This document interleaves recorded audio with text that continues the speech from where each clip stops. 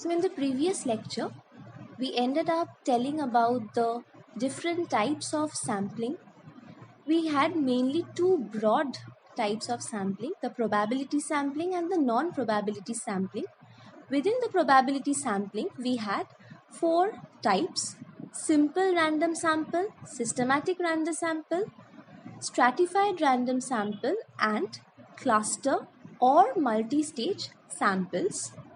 And within the non-probability sampling methods, we had accidental or opportunity or grab samples, quota sampling, judgment or subjective or purposive sample, and lastly the snowball sampling method. So in today's lecture, we will be discussing of each and every type of sampling in details. তো probability স্যাম্পলিংয়ে আমরা যেটা বলেছিলাম যে probability স্যাম্পলিংকে random sampling বা chance স্যাম্পলিংও বলা হয়, কারণ কি এই ক্ষেত্রে each and every unit of population had equal and positive chance of being selected as a sample. So overall, the entire population had a chance of getting selected for being a sample. তো simple random sample দিয়ে যদি আমরা শুরু করি, simple random sample বলতে বোঝানো হয় যে আমরা একটা এন্টায়ার ইউনিভার্স থেকে যে কোনো স্যাম্পলকে র্যান্ডমলি সিলেক্ট করছি, and that too in a very simple manner. মানে ধরে নাও প্রত্যেকটা পপুলেশনের মেম্বার্সদেরকে একটা করে নাম্বার অ্যাসাইন করা হচ্ছে। ইন দ্যাট কেস একটা লটারির মাধ্যমে যদি আমরা র্যান্ডমলি নাম্বার তুলি তাহলে যে কোনো নাম্বার ক্যান গেট সিলেক্টেড। এই পদ্ধতিটাকেই আমরা র্যান্ডম স্যাম্পল বলছি। মানে ইট ইজ অলমোস্ট লাইক, ধরো কিটি পার্টিসে গেছে বা কিটি পার্টিসে গেছে, তো সেখানে একটা হাউজি যদি কেউ খেলে, ওর মধ্যে সবার চিটে প্রত্যেকের একটা নাম্বার লিখে ফেলা রয়েছে এবং সেটাকে একটা কন্টেনারে নিয়ে আনইউনিফর্মলি ডিস্ট্রিবিউট করে দিয়েছে, এবং যে নাম্বারসগুলো লটারিতে উঠতে পারে সেই নাম্বারসগুলোকেই আমরা স্যাম্পল বলে সিলেক্ট করলাম। এই ক্ষেত্রে অনেক সময় কোনো সাব গ্রুপস মিস হয়ে যেতে পারে। স্বাভাবিকভাবেই এই স্যাম্পলিং মেথডের কিছু অ্যাডভান্টেজ আছে অ্যান্ড কিছু ডিসঅ্যাডভান্টেজ আছে। যদি অ্যাডভান্টেজ বলি তাহলে এই স্যাম্পলটা ইজ ফ্রি ফ্রম বায়াস। যেহেতু র্যান্ডম, এতে আমার কোনো বায়াসনেসের গল্প হচ্ছে না বা আনফেয়ারনেসের কোনো গল্প হচ্ছে না। বাট ডিসঅ্যাডভান্টেজ যদি বলি, এটা খুব ডিফিকাল্ট টু অবটেইন। আর যেহেতু খুবই র্যান্ডম বিষয়টা, তাই results can be very freak বা আনসার্টেন, আর ঠিকঠাকভাবে আমার পপুলেশনটাকে রিপ্রেজেন্টও নাও করতে পারে। প্লাস এই যদি আমরা কোনো ড্রব্যাকস থেকে থাকে, সেটা খুব ইজিলি স্পটও হয় না এই ধরনের স্যাম্পলিং মেথডে। এই ধরনের স্যাম্পলিং মেথডে বেস্ট সাইজ, মানে বেস্ট পসিবল সলিউশন হচ্ছে যদি আমরা স্যাম্পল সাইজটাকে একটু বড় করে নিই, তাহলে এই প্রবলেমটা অনেকটা ইরাডিকেট করা যেতে পারে। নেক্সট হয় systematic random sample. Systematic random স্যাম্পলে আমরা র্যান্ডমই করছি, কিন্তু একটু সিস্টেম্যাটিক ওয়েতে করছি। এখানেও প্রত্যেকটা পপুলেশনের মেম্বার্সকে একটা করে নাম্বার অ্যাসাইন করে দেওয়া হচ্ছে, অ্যান্ড ধরে নেওয়া হচ্ছে যে আমরা nth নাম্বারটাকে তুলছি। মানে ধরে নাও যে আমরা হয়তো 5th বা 10th নাম্বারকে সিলেক্ট করব। তো আমরা প্রথম 4 জনকে বাদ দিয়ে 5 নম্বর জনকে ওঠাচ্ছি, আবার 4 জনকে বাদ দিয়ে ঠিক 5 নম্বর জনকে ওঠাচ্ছি। মানে কিনা 5th person is getting selected, again 10th is getting selected, 15th is getting selected। তো র্যান্ডম হলেও একটা সিস্টেম্যাটিক ওয়েতে বিষয়টা হচ্ছে। এই পদ্ধতিটা অনেক বেশি ইজিয়ার হয়, and it is very likely to represent different subgroups. স্বাভাবিকভাবে এটারও কিছু অ্যাডভান্টেজেস আছে অ্যান্ড ডিসঅ্যাডভান্টেজেস আছে। অ্যাডভান্টেজ হচ্ছে খুব ইজিলি বায়াসনেসটা অ্যাভয়েড করা যায়। It is mostly non bias যেহেতু র্যান্ডম। বাট অনেক ক্ষেত্রে বায়াস হয়ে যেতেও পারে যদি it introduces biasness where the pattern used in the samples coincide with the pattern in the population। মানে পপুলেশনের যদি প্যাটার্ন, মানে যে ধরনের প্যাটার্ন থাকে সেই প্যাটার্নটাই যদি অনেক সময় রিজেম্বল করে ফেলে, দেন অনেক ক্ষেত্রে বায়াস হওয়ার একটা চান্সেস থাকে। মানে বলার অর্থ এটাই যে এন্টায়ার পপুলেশনের মধ্যে যদি কোনো একটা পার্টিকুলার ট্রেট বেশি হাইলাইটেড থাকে এবং আমরা যখন স্যাম্পলটা সিলেক্ট করছি এই স্ট্র্যাটিফাইড ম্যানারে, সিস্টেম্যাটিক ম্যানারে তো অনেক সময় ওই পার্টিকুলার প্যাটার্নটাকেই হয়তো হাইলাইট করলো রাদার দ্যান বাকি এন্টায়ার হোলিস্টিক আন্ডারস্ট্যান্ডিংয়ের থেকে। Third we have stratified random sample. এই ক্ষেত্রে আমরা প্রথম যেটা করি যে পপুলেশনকে আমরা কিছু গ্রুপ বা স্ট্র্যাটাতে ডিভাইড করে নিই। এই গ্রুপ বা স্ট্র্যাটাগুলো হোমোজিনিয়াস হয়, মানে একটা গ্রুপ একটা নির্দিষ্ট ক্যারেক্টারিস্টিক্সের উপর বেস করেই ক্লাসিফাইড হয়েছে। দেন এই প্রত্যেকটা স্ট্র্যাটা থেকে আমরা র্যান্ডমলি স্যাম্পলস ড্র করে থাকি। এটাকেই বলা হয় stratified random sampling. For example, ধরো সোশিও ইকোনমিক স্টেটাসের উপর বেস করে একটা পপুলেশনকে আমরা হাই, মিডল, লো আর ভেরি লো সোশিও ইকোনমিক গ্রুপসে ভাগ করে নিতে পারি। এই ভাগটাই হচ্ছে আমার প্রি ডিটারমাইন্ড ক্রাইটেরিয়া। এরপর এই ইন্ডিভিজুয়াল গ্রুপ থেকে আমরা র্যান্ডমলি কিছু স্যাম্পলস ড্র করলাম। Sample size of each group can be fixed to get a representative sample. যদি এটা করি তাহলে it is very much possible that the different categories are fairly represented in the sample, which could have been left out otherwise in simple random sample method. Obviously এই মেথডটারও কিছু parks আছে, কিছু benefits আছে, কিছু ডিসঅ্যাডভান্টেজেস আছে। তো advantage হচ্ছে এটা অনেক বেশি অ্যাকিউরেট রেজাল্ট দেয় than simple random sampling. Plus একটা ক্যাটাগরির মধ্যেও কিন্তু বিভিন্ন ধরনের টেন্ডেন্সি শো করতে হেল্প করে। যেমন একটু আগে যে এক্সাম্পলটা দিলাম যে আমরা প্রথমে সোশিও ইকোনমিক স্টেটাসের উপর বেস করে ডিভাইড করে নিলাম, দেন আমরা র্যান্ডমলি স্যাম্পলগুলো তুললাম। সোশিও ইকোনমিক্যালি যখন আমি ডিভাইড করছি তখন আমি খুব জেন্ডার বায়াস হয়ে ডিভাইড করছি, এবং যখন আমি স্যাম্পলসগুলো তুলছি আমি মেল, ফিমেল দুরকম and or the other gender আমি সব রকমভাবেই তুলছি। তো আমার গ্রুপটা অনেক বেশি কমপ্লেক্স হচ্ছে, আমি একটা হোলিস্টিক আন্ডারস্ট্যান্ডিং পাচ্ছি, বিভিন্ন টেন্ডেন্সির একটা আইডিয়া আমার কিন্তু ডেভেলপ করছে। আর ডিসঅ্যাডভান্টেজ কি? এই পদ্ধতির খুব মেজর কিছু ডিসঅ্যাডভান্টেজ কিন্তু হয় না। তাই জন্যই এই পদ্ধতিটা কিন্তু ম্যাক্সিমাম সময় আমরা যখন রিসার্চ বা বিভিন্ন স্টাডি করি এই টাইপ অফ স্যাম্পলিং টেকনিকটাই অ্যাপ্লাই করার চেষ্টা করা হয়। নেক্সট আসছে cluster or multi stage sample.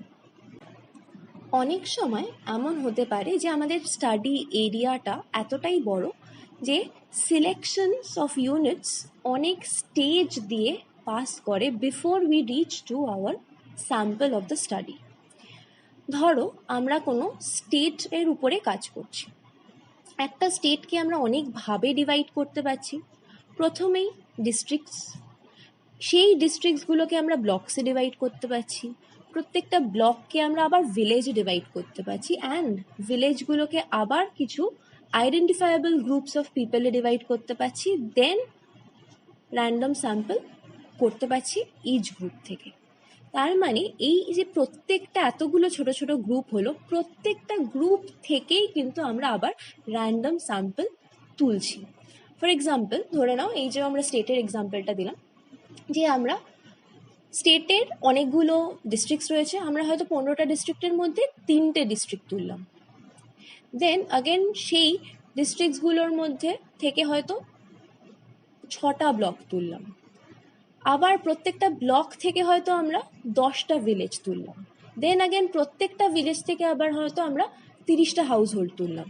দেন সেই 30টা হাউস হোল্ড নিয়ে যখন আমরা টোটাল করছি তখন আমার যে অ্যামাউন্ট অফ রেসপন্ডেন্স হচ্ছে সেটা একটা বেশ কমপ্লেক্স অ্যানালিসিস হচ্ছে। এই যে প্রত্যেকটা আলাদা আলাদা স্ট্র্যাটিফিকেশন হচ্ছে এবং সেই প্রত্যেকটা স্ট্র্যাটিফিকেশন থেকেই আমরা আবার ফার্দার র্যান্ডমলি স্যাম্পল তুলছি।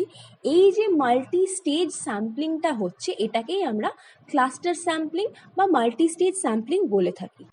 ফলে এই স্যাম্পলিং মেথডটাতে কিন্তু আমাদের একটা প্রপার ডিটেল স্যাম্পলিং ফ্রেম দরকার, শুধু টার্গেট পপুলেশনের জন্য নয়, কিন্তু প্রত্যেকটা হেডের আন্ডারেই কিন্তু আমাদের দরকার পড়ছে।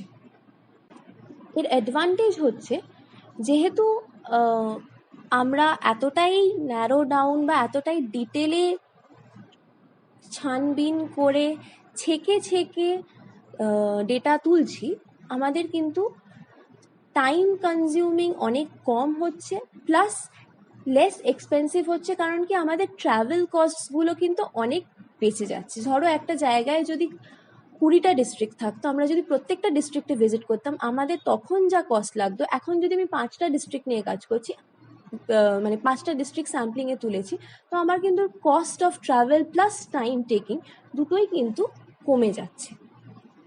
প্লাস রিজনাল ভেরিয়েশনসও কিন্তু শো করছে। ডিসঅ্যাডভান্টেজ অবশ্যই আছে, এটা কিন্তু একটা জেনুইন র্যান্ডম স্যাম্পল একেবারেই নয়। প্লাস রেজাল্ট কিন্তু অনেক বেশি বায়াস হওয়ার চান্সেস থাকছে, স্পেশালি যদি খুব অল্প ক্লাস্টার্স তোলা হয়ে থাকে। তখন যেহেতু আমরা অনেক ক্ষেত্রেই সব সাবগ্রুপস কভার করতে পারবো না, অনেক ইম্পর্টেন্ট সাবগ্রুপসে হয়তো মিস করে যেতে পারবো, তো একটা exact representation of target population কিন্তু না হওয়ার চান্সেস। এবার চলে আসবো নন প্রবাবিলিটি স্যাম্পলিংয়ে। নন প্রবাবিলিটি স্যাম্পলিং এমন একটা স্যাম্পলিং মেথড ছিল যেখানে পপুলেশনের কিছু এলিমেন্টস থাকবেই যেগুলোর একদমই চান্স অফ সিলেকশন হবে না, বা যেগুলোকে আমরা আউট অফ কভারেজ বা আন্ডার কভারেজ বলেছিলাম। ফলে probability of selection cannot be accurately determined. Plus, it also involves selection of the elements based on assumptions যে রিসার্চটা পারফর্ম করছে তার। অর্থাৎ কি না, পুরোটাই পার্সোনাল জাজমেন্টের উপরে বেস হয়ে হচ্ছে।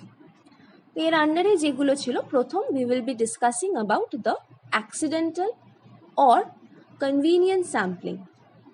এই অ্যাক্সিডেন্টাল অর কনভিনিয়েন্ট স্যাম্পলিংকে opportunity sampling, grab sampling, availability sampling বা হ্যাফাজার্ড স্যাম্পলিংও বলে থাকে। এই ধরনের স্যাম্পলিং মেথডে যেটা হয় সেটা হচ্ছে normally samples are being ড্রন from that part of the population which is easily available বা ক্লোজ টু হ্যান্ড, মানে যেটা আমরা খুব ইজিলি অ্যাভেল করতে পারছি, যেখানে আমরা খুব ইজিলি পৌঁছতে পারছি, সেইটুকুনি সেকশনের মধ্যেই স্যাম্পলিংটা করা হচ্ছে বা সেইটুকুনি সেকশনকেই স্যাম্পল হিসেবে কনসিডার করা হচ্ছে। অর্থাৎ কি না, এখানে আমরা স্যাম্পল পপুলেশন সিলেক্ট তাকেই করছি যে রেডিলি অ্যাভেলেবল বা কনভিনিয়েন্ট, তাই জন্যই এটার নাম কনভিনিয়েন্স বা অ্যাক্সিডেন্টাল স্যাম্পলিং। যে রিসার্চার এই ধরনের স্যাম্পলিং মেথড ইউজ করছে সে কখনোই একটা সায়েন্টিফিক্যালি জেনারেলাইজেশন করতে পারবে না about the total population, because this sample will not represent the total population enough. ধরে নাও ফর এক্সাম্পল একজন ইন্টারভিউয়ার সার্ভে কন্ডাক্ট করতে গেছে শপিং মলে। এবার তার পক্ষে হয়তো দিনের সকালের দিকে যাওয়াটাই কনভিনিয়েন্ট মনে হয়েছে, তো সে সকালবেলা গেছে মলে। সেই সময় যে কজন শপিং করতে গেছে বা মলে প্রেজেন্ট ছিল তাদেরকে ইন্টারভিউ করেছে, করে তার যা একটা আইডিয়া হয়েছে তার উপর বেস করে সে রিসার্চ করছে। এইখানে কি তার আইডিয়াটা কমপ্লিট হলো? যে কজন শুধুমাত্র সকালে গেছে সে তো শুধুই তাদের পার্সপেক্টিভটা পেল, বাকি দিনে যে সারাদিন ধরে যারা যাচ্ছে তাদের তো আউটলুক অন্য হতেই পারে। তো যদি সে দিনের প্রত্যেকটা ভাগে আলাদা আলাদা ভাবে স্যাম্পলিং করতো তাহলে অনেক বেটার হতো নয় কি? বরং তাহলে কিনা সে যদি দিনের প্রত্যেকটা ডিফারেন্ট টাইমের স্লট ভাগ ভাগ করে যদি সার্ভেটা করতো তাহলে সে অনেক বেটার রেজাল্ট পেত। এই ধরনের স্যাম্পলটা কিন্তু আমরা মোস্টলি পাইলট সার্ভের জন্য করে থাকি বা পাইলট টেস্টিংয়ের জন্য। পাইলট টেস্টিংটা কী জিনিস? আমরা যখন কোনো স্টাডি করি বা রিসার্চ করি, দুম করে তো রিসার্চটা করতে শুরু করতে পারি না, একটা প্রি স্টাডি করতে হয় বা প্রি ফিল্ড করতে হয়। আগে থেকে বিষয়টা দেখে একটা মোটামুটি ওভারভিউ বা ধারণা ক্রিয়েট করে নিতে হয়, তারপরে সেই কাজটা নিয়ে অগ্রসর করি বা এগোই। তো সেই যে মোটামুটি একটা ওভারভিউ ধারণা বা প্রি ফিল্ড করার ব্যাপারটাকেই আমরা পাইলট টেস্টিং বা পাইলট সার্ভে বলি। এই ধরনের স্যাম্পলিং মেথডের প্রাইমারি প্রবলেমই হচ্ছে যে আমরা কখনোই কিন্তু আগে থেকে জাজ করে নিতে পারি না যে যে পার্টিসিপেন্টগুলোর উপরে আমরা সার্ভেটা কন্ডাক্ট করছি বা যাদেরকে আমরা স্যাম্পল বানাচ্ছি, তারা এক্স্যাক্টলি পপুলেশনটার কোন ট্রেটস রেপ্রেজেন্ট করে বা পপুলেশনটার কোন সার্টেন ওয়েজ রেপ্রেজেন্ট করে, সেটা কিন্তু আমরা কখনোই সার্টেন করতে পারছি না। The population is unknown and the method for selecting the cases is very haphazard. আর হয়তো এরকমও হতে পারে যে কেসেসগুলো আমরা স্টাডি করলাম সেগুলো পপুলেশনটাকে রেপ্রেজেন্টই করে না মেজরিটিতে, এরকমও হতে পারে। কিন্তু শুধুই তাই বলে এই স্যাম্পলিং মেথডের ডিসঅ্যাডভান্টেজ নয়, অ্যাডভান্টেজেসও ডেফিনেটলি আছে। ফর এক্সাম্পল, অনেক সময় সার্ভে ডিজাইনার বা মানে কিনা রিসার্চার আগে একটু যেটা বললাম পাইলট সার্ভে বা প্রি রেসপন্স করিয়ে দেখতে চায় যে কীরকম আউটকাম আসছে, ফলে রিয়েল সিচুয়েশন বা রিয়েল রিসার্চে বা রিয়েল রিসার্চ সেটিংসে রাদার বলা উচিত কি কোয়েশ্চেন অ্যাকচুয়ালি করা উচিত for making sense to the respondents.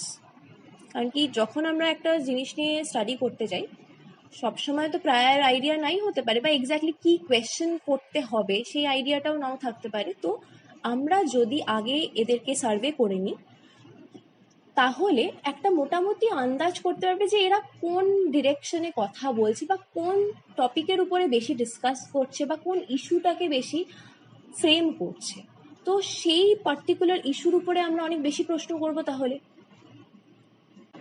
তো এই পারপাস যদি চিন্তা করে আমরা এই ধরনের স্যাম্পলিং মেথডটা ইউজ করি তাহলে এটা খুব একটা ব্যাড আইডিয়া নয়, to get a group to take a survey, যার মাধ্যমে আমাদের রিসার্চার অনেক বেটার আইডিয়া পাবে, আরও বেটার কোয়েশ্চেনের তৈরি করতে পারবে বা আরও বেটার বুঝতে পারবে যে কোন কোন ফ্যাক্টরসগুলোকে ইনক্লুড করলে স্টাডিটা আরও বেটার হবে। নেক্সট আসছে আমার কোটা স্যাম্পলিং। কোটা স্যাম্পলিং টেকনিক খুব ইউজফুল হয় যখন আমরা আনরিপ্রেজেন্টেটিভ স্যাম্পল করার চেষ্টা করি। মানে ধরো আমরা বেশি অ্যাডাল্টকে ইন্টারভিউ করতে চাইছি বা বেশি চাইল্ডকে ইন্টারভিউ করতে চাইছি, কোনো একটা পার্টিকুলার জিনিসের উপরে একটু বেশি ফোকাস দিতে চাইছি, তখন কোটা স্যাম্পলিংটা কিন্তু খুবই ইউজফুল হয়। এখানেও কিন্তু স্ট্র্যাটিফাইড স্যাম্পলিংয়ের মতন প্রথমে পপুলেশনটাকে সাব গ্রুপসে আমরা ভাগ করে নিচ্ছি বা ডিভাইড করে নিচ্ছি। দেন আমরা এই প্রত্যেকটা সাব গ্রুপ থেকে স্যাম্পল সিলেক্ট করি একটা স্পেসিফিক প্রপোর্শনের উপর বেস করে। ফর এক্সাম্পল, ধরো একটা সার্ভেয়ারকে বলা হয়েছে যে 300টা ফিমেল অ্যান্ড 200টা মেল স্যাম্পল করতে হবে between the age group of 40 to 60। এই ক্ষেত্রে কিন্তু অনেক সময় আমরা র্যান্ডম স্যাম্পল কিন্তু করি না। Quota sample is a non random sample. এখানে ইন্টারভিউয়ার কিন্তু যখন ইন্টারভিউ করার জন্য এই প্রি ডিসাইডেড বা স্পেসিফিক প্রপোর্শনে সে যখন ইন্টারভিউ নিতে যাচ্ছে, সে কিন্তু এমন লোকজনকে কোয়েশ্চেন করতেই পারে যে অনেক বেশি হেল্পফুল বা উইলিং টু আনসার হতেই পারে। তাকে 40 থেকে 60 এজ গ্রুপে সব মিলিয়ে 500টা লোককে সার্ভে করতে বলেছে। সে কিন্তু এমন লোকজনের কাছেও যেতে পারে যাদেরকে দেখে তার মনে হবে যে হ্যাঁ তারা উত্তরটা দেবে, নট নেসেসারিলি যে না আমি এই বাড়িতে গেছি তাহলে আমি 5 বাড়ি ছেড়ে 6 নম্বর বাড়িতে যাব, আচ্ছা তারপরে আমি আরও 5 বাড়ি ছেড়ে 10 নম্বর বাড়িতে যাব, এরকম কিন্তু বিষয়টা না। ওর মনে হতেই পারে যে পরপর 2টো বাড়িতে ওরা একজন ইন্টারভিউ দিচ্ছে, দেখে আর একজন উৎসাহিত হয়ে সে নিজেই এসে গেল, তার উইলিংনেস দেখে কিন্তু সে ইন্টারভিউ করে নিতে হতে পারে, তার কিন্তু একটা স্যাম্পল অলরেডি সিলেক্ট হয়ে গেল। তো এটা কিন্তু অনেকটাই ইন্টারভিউয়ারের উপর ডিপেন্ড করছে, and it is not at all random in nature.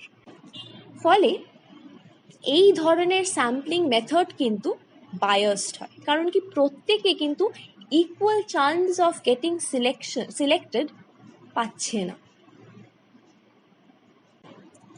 Next আসছে subjective or purposive or judgement sampling. এই ক্ষেত্রে স্যাম্পল কিন্তু একটা ডেফিনিট পারপাস বা সাবজেক্টের উপর বেস করেই সিলেক্ট করা হচ্ছে, নির্দিষ্ট কোনো মতামতের সাপেক্ষে, অ্যান্ড দ্য এন্টায়ার জাজমেন্ট কিন্তু রিসার্চার বা ইনভেস্টিগেটরের উপরেই ডিপেন্ড করছে। এই স্যাম্পলিং কিন্তু অবভিয়াসলি তাহলে মেজর ড্রব্যাকসই হচ্ছে নেপোটিজম অ্যান্ড ফেভারিটিজম, কারণ কি এটা ইনভেস্টিগেটরের বিলিভস প্রেজুডাইসেসের উপর বেস করে কিন্তু সে স্যাম্পল সিলেকশনটা করছে। ফলে এটা কিন্তু সবসময় যে একটা রিপ্রেজেন্টেটিভ স্যাম্পল হবে পপুলেশনের, কখনোই না। ফলে এই ধরনের স্যাম্পলিং মেথড কিন্তু খুব খুব বেশি একটা ইউজ হয় না, বা খুব বেশি রেকমেন্ডও করা হয় না, কারণ কি এটাতে একটা জেনুইন বায়াসনেস ইস্যুজ আছে because of its subjective nature of the investigator being involved in this process. But however, যদি ইনভেস্টিগেটর খুব এক্সপিরিয়েন্সড হয়, স্কিলড হয়, অ্যান্ড এই স্যাম্পলিং মেথডটা খুব কেয়ারফুলি অ্যাপ্লাই করা হয়, then the judgement sample method can yield very valuable results। মানে যদি খুব এক্সপিরিয়েন্সড হয় তাহলে সে জানবে যে কীভাবে বা কোন সাবজেক্টিভিটি ম্যাটারটাকে যদি হাইলাইট করা হয় প্রবলেমস কম হবে বা কম বায়াসনেস আসবে। তাহলে এই ক্ষেত্রে কিন্তু বিষয়টা অনেক ক্ষেত্রে ভ্যালুয়েবল রেজাল্টস দিয়ে থাকলেও থাকতে পারে, বাট ইন জেনুইন টার্মস এটা কম রেকমেন্ড করা হয়। নেক্সট আসে আমাদের স্নোবল স্যাম্পলিং। এইখানে রিসার্চার একটা মেম্বার অফ দ্য পপুলেশনকে আইডেন্টিফাই করে তার ইন্টারেস্ট অনুযায়ী, এবং তার সাথেই গিয়ে কথা বলে এবং তাকে বলে যে আরও পার্সনসকে আইডেন্টিফাই করতে যার সাথে এই রিসার্চার ইন্টারভিউ কন্ডাক্ট করতে পারবে। এই লোকটা মানে যাকে রিসার্চার নিয়োগ করেছে সে গেল গিয়ে ফার্দার আরও কয়েকজনের সাথে কথা বললো এবং বললো যে তোমরাও তাহলে আরও কয়েকজনকে এই ব্যাপারটা বলো এবং তাদেরকে রাজি করাও যাতে তারা এসে ইন্টারভিউ দেয় বা তারা একটু সহযোগিতা করে। তো এই প্রসেসটা বা এই চেইন সিস্টেমটা goes on and on. Mainly এই ধরনের স্যাম্পলিং টেকনিক ইউজ করা হয় লো ইনসিডেন্স বা রেয়ার পপুলেশনসের জন্য। যেহেতু রেয়ার পপুলেশন স্বাভাবিকভাবেই খুব ইজিলি অ্যাভেলেবল নয়, ফলে এই ধরনের পপুলেশন থেকে স্যাম্পল অবটেন করাটাই is a very big challenge or problem. এই জন্যই এই ধরনের পপুলেশনকে স্টাডি করতে গেলে এই চেইন সিস্টেমটা is highly recommended.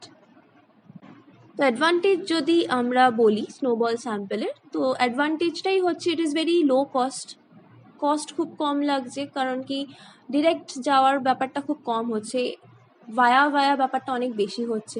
And disadvantage এটাই হচ্ছে যে এটা খুবই বেশি বায়াসড, ফলে স্বাভাবিকভাবেই পপুলেশনের এক্স্যাক্ট এসেন্সটা বা এক্স্যাক্ট ক্যারেক্টারিস্টিক ট্রেটটা ঠিকঠাকভাবে রিপ্রেজেন্ট নাও হয়ে থাকতে পারে।